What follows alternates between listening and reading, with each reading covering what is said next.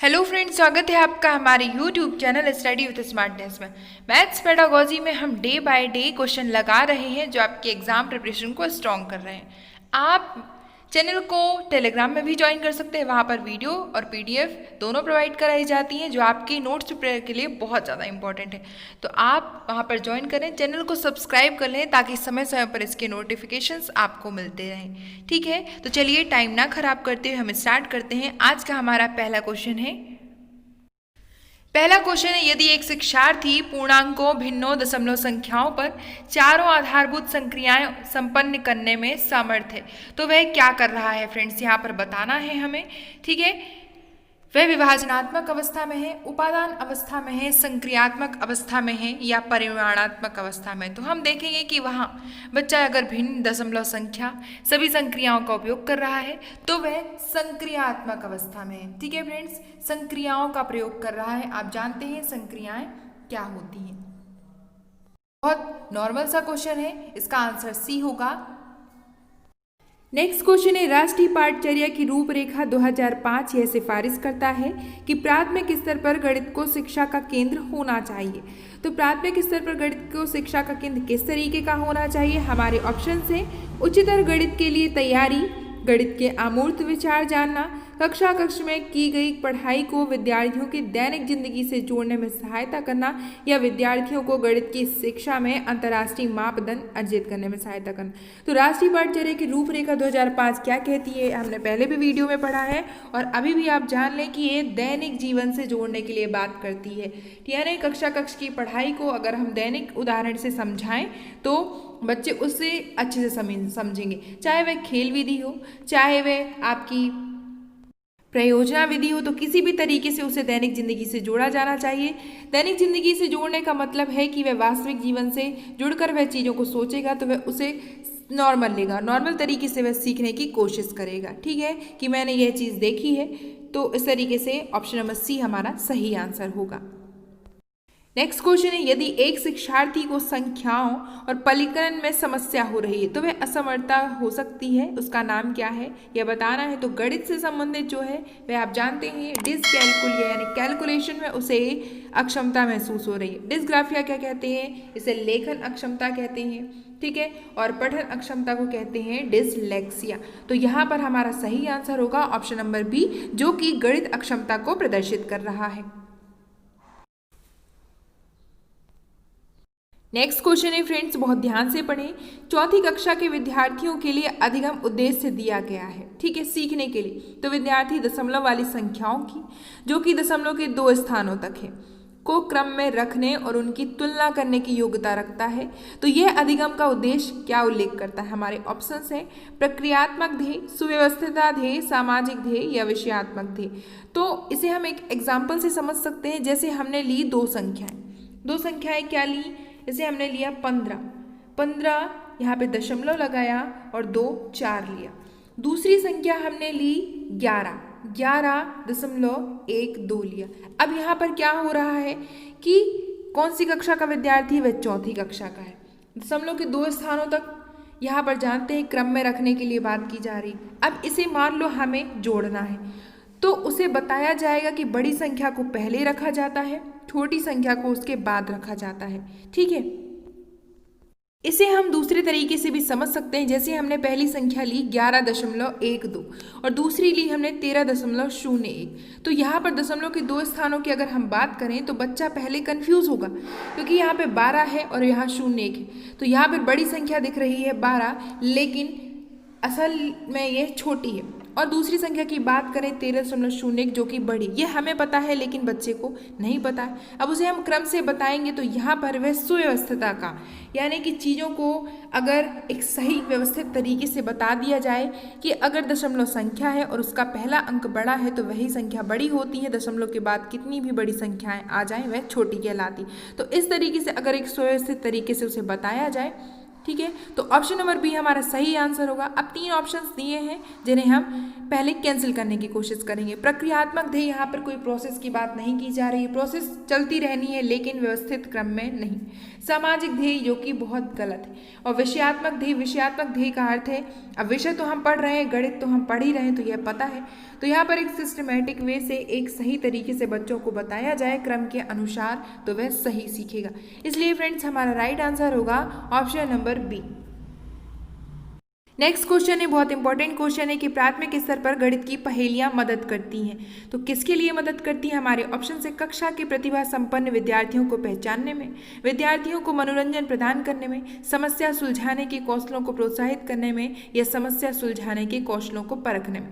तो हम देखते हैं अगर हम पहेलियों के माध्यम से बच्चों को चिंतन तर्क शक्ति का विकास करने का सोचते हैं, यानी पहेलियां ज़्यादा से ज़्यादा उन्हें सुनाएं या आपस में उन्हें ऐसे खेल विकसित किए जाएं ताकि पहेलियों के माध्यम से सीखे हुए, तो वहां पर हम उसे परखते हैं कि वह कितना सोचता है और कहाँ तक उसका चिंतन करता है, सही तरीके से कहाँ उसका आंसर देता है, तो वह समस्या सुलझाने के कौशल को परखने में मदद करता है।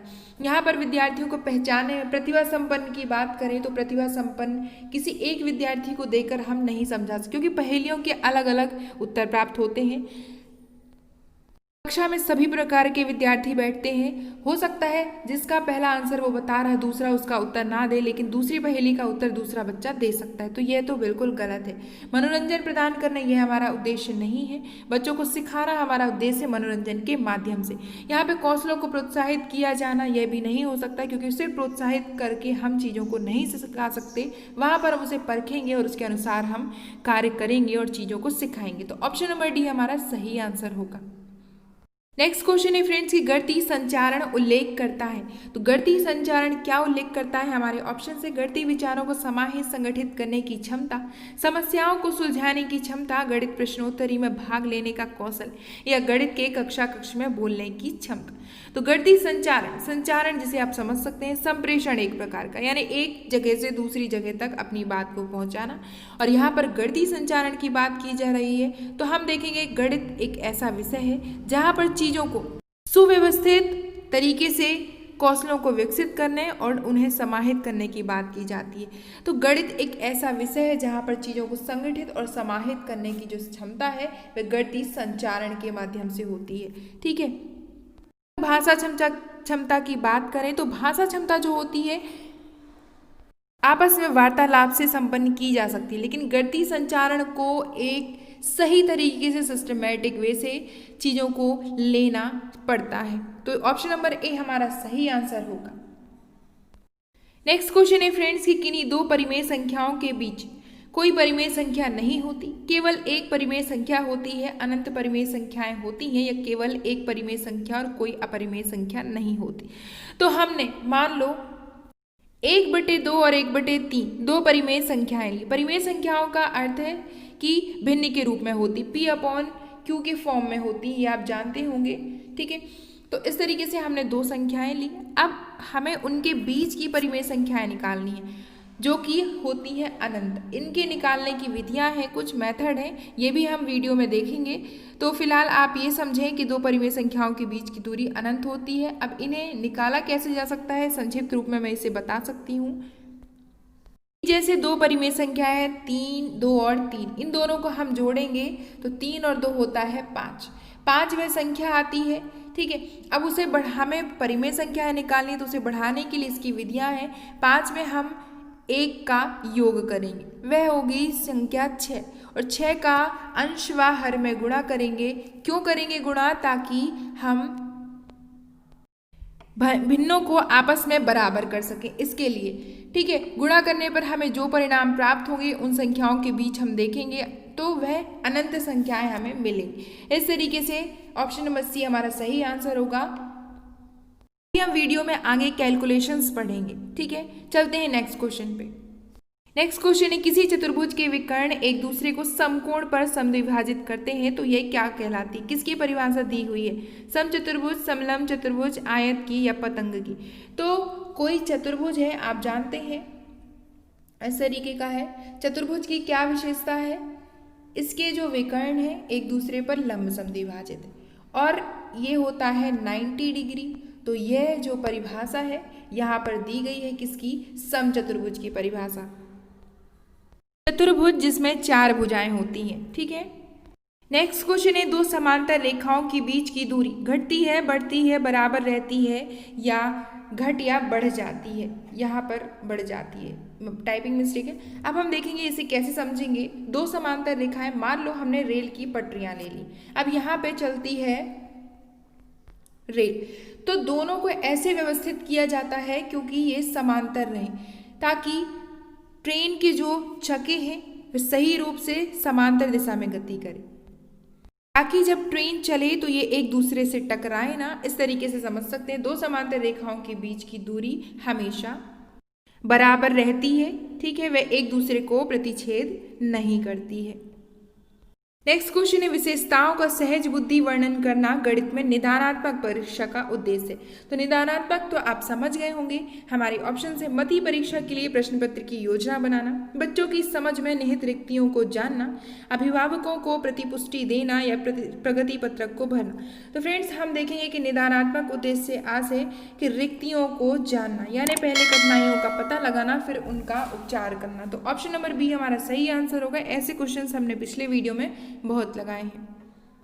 नेक्स्ट क्वेश्चन है, एक अच्छा गणितज्ञ होने के लिए क्या जरूरी है। फ्रेंड्स सवालों के उत्तर देने की तकनीक में निपुणता, अधिकतर सूत्रों को याद करना, बहुत जल्दी सवालों को हल करना या सभी अवधारणाओं को समझना, लागू करना या उनमें संबंध करना। तो आप जब एग्जाम के क्वेश्चंस लगाएं तो आप ये देखें कि सबसे ज़्यादा हमें उस क्वेश्चन को मार्क करना है जो साइंटिफिक है, जो मनोवैज्ञानिक तरीके से है, ठीक है। अब यहाँ पे तकनीक में निपुणता होना सिर्फ सही नहीं है और उसमें भी उत्तर देने की, सूत्रों को याद करना भी सही नहीं है, चीज़ों को समझना जरूरी होता है, सवालों को हल करना यह भी सही नहीं है। तो हम देखेंगे फ्रेंड्स हमारा सही आंसर होगा ऑप्शन नंबर डी, सभी अवधारणाओं को समझना, लागू करना और उनमें संबंध स्थापित करना, उन्हें दैनिक जीवन से जोड़ना एक अच्छा गणितज्ञ होने के लिए जरूरी है। तो ऑप्शन नंबर डी हमारा सही आंसर होगा। नेक्स्ट क्वेश्चन है, पियाजे के सिद्धांत के अनुसार निम्नलिखित में से कौन सा व्यक्ति के संज्ञानात्मक विकास को प्रभावित नहीं करेगा। तो पियाजे ने, आप याद रखें, सामाजिक अनुभव के बारे में बिल्कुल बात नहीं कही है, समाज के बारे में उन्होंने बिल्कुल नहीं कहा है, संज्ञान को मस्तिष्क से जोड़ा है कि उसे ऐसी क्रियाएं दी जाएं, बच्चे को ऐसे अवसर प्रदान की जाए ताकि वह चिंतन तर्क शक्ति का विकास स्वयं से करे। तो यहाँ पे भाषा परिपक्वन क्रियाकलाप, जी हाँ बिल्कुल करने पर आधारित है, लेकिन समाज के बारे में उन्होंने बिल्कुल नहीं कहा है। तो फ्रेंड्स हमारा यहाँ पर राइट आंसर होगा option number B. Next question है, विकृत लिखावट से संबंधित लिखने की योग्यता में कमी किसका एक लक्षण है। फ्रेंड्स तो योग्यता में कमी यहाँ पे दर्शाना है, ठीक है। हम देखेंगे लिखने संबंधी होता है डिस्ग्राफिया, ठीक है, यहाँ पे डिस्ग्राफिया है, याद रखें। ऑप्शन नंबर ही हमारा सही आंसर होगा। अगर हम डिस्कैलकुलिया की बात करें तो डिस्कैलकुलिया जो होती है कैलकुलेशन से रिलेटेड होती है, ठीक है, जो कि गणित से संबंधित है। डिसलेक्सिया की बात करें तो ये रीडिंग से रिलेटेड होती है, जो कि पढ़ने अक्षमता कहलाती है, ठीक है। और डिसमैक्सिया कुछ नहीं है। तो ऑप्शन नंबर ए हमारा सही आंसर होगा, लिखावट से संबंधित होता है डिस्ग्राफिया, ठीक है। नेक्स्ट क्वेश्चन है, प्राथमिक स्तर पर गणित की पाठ्य पुस्तकों की सबसे अधिक महत्वपूर्ण विशेषता कौन सी है।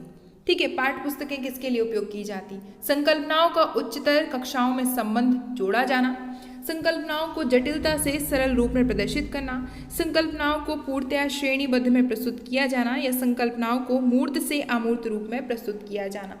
तो पाठ्य पुस्तकें जो कि हमें चीज़ों को प्रदर्शित करती हैं, सामने देखते हैं हम, तो वहाँ पर हम देखकर चीज़ों को सोचते हैं, यानी अमूर्त रूप में उसे ले जाते हैं, चाहे वह कोई भी विषय हो। अब यहाँ पर गणित की बात की जा रही है, तो मान लो हमने बुक में कोई क्वेश्चन देखा, अब उसमें बच्चों को क्वेश्चन सॉल्व कराने में बच्चा क्वेश्चन देखेगा, फिर उसे सोचेगा, यानी मूर्त से अमूर्त रूप में जाने में सहायता प्रदान करता है, वह होता है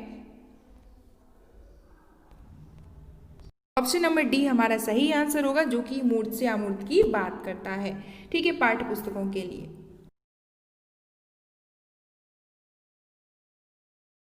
फ्रेंड्स बहुत इंपॉर्टेंट है कि कक्षा 4 के विद्यार्थियों को समझाने के लिए 1/10 1/100 से बड़ा है। इसमें कौन सी शिक्षण सामग्री का उपयोग करेंगे। हमारे ऑप्शन है डाइंस ब्लॉक, संख्या चार्ट, गिनतारा या 10x10 वर्गीकृत एक ग्रिड। तो यहाँ पर हम देखेंगे कि संख्या को बताना है कौन सी बड़ी है, तो हम यूज़ करेंगे संख्या चार्ट फ्रेंड्स। यहाँ पर एबाकस हम यूज़ नहीं कर सकते क्योंकि एबाकस में सिर्फ हम संख्याओं को पहचानते हैं और गिनते हैं, लेकिन जो संख्या चार्ट होता है ये भी हम देख लेते हैं। इस तरीके से होता है संख्या चार्ट, जिसमें 1 से 100 तक की गिनती लिखी होती है, वह भी आड़े रूप में। ठीक है, तो ये आड़े रूप में लिखी होती है। यहाँ पर जैसे हमें बताना है कि 1/10 1/100 से बड़ा है, तो हम देखेंगे 1 से 10 तक जाने में एक विधि हम बता सकते हैं कि हमें कम समय लगता है, वही हम 1 से 100 तक जाएंगे तो हमें अधिक समय लगता है। दूसरा हम बता सकते हैं कि 1 अपने आप में कितना बड़ा है, यानी 1 के 10 भाग और 1 के ही 100 भाग।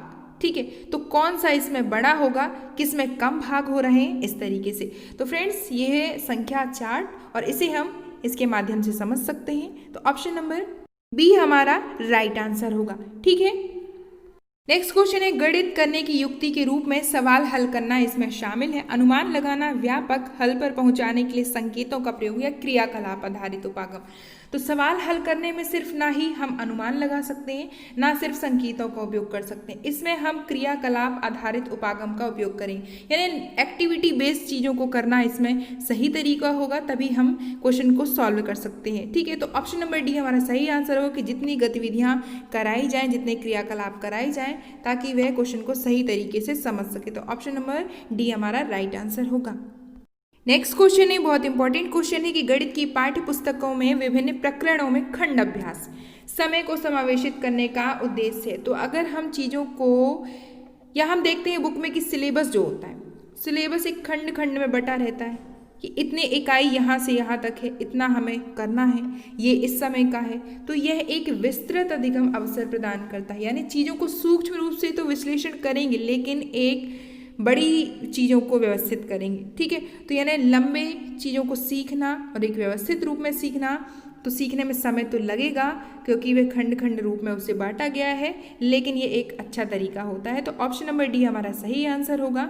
ना ही हम मस्ती आनंद लेते हैं, ना ही दैनिक जीवनचर्या के बदलाव लाते हैं, और ना ही समय का हम बेहतर उपयोग करते हैं। यह एक विस्तृत अधिगम अनुभव है।